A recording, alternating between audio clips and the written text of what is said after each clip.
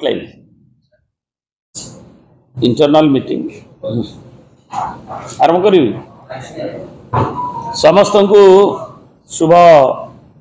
अपराह्न media friends आपण मैंने जानती जे आम दलर माननीय सभापति श्रीयुक्त नवीन पट्टनायक निर्देश रे एक 15 जणिया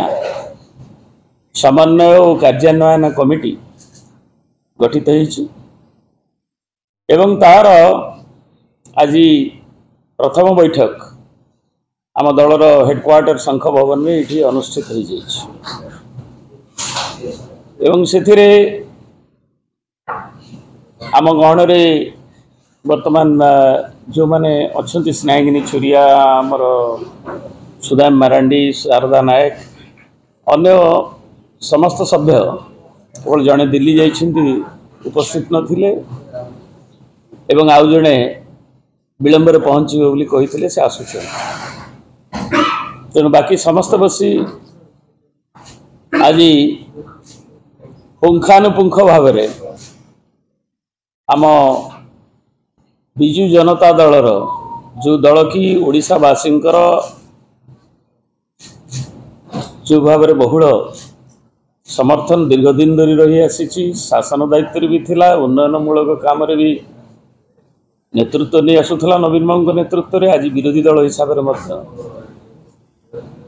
राजनीतिक दलर कार्यकलाप एवं तार ओडिशा विकास जो प्रतिबद्धता ताको आगू नि जो संकल्प तार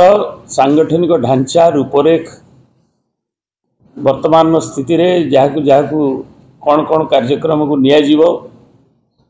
से सब विषय पुंखानुपुंख आलोचना है एवं से आलोचना जारी रही एवं से आलोचना विभिन्न दिगरु अनुष्ठित होइछि किभଳି भाबरे ताकू करा जिवो एवं दलर मान्यवर सभापति अनुमोदन निमंत्रण मध्य ताकू अवगत करा जिवो एवं आज जो आलोचना जारी रही अपराह्न ताकू आगू को आहरी नियाजिवो एवं सभापति संगे आलोचना कला परे से आलोचना को जो रूपरेख दि जाइए तार कार्यक्रम को घोषणा करा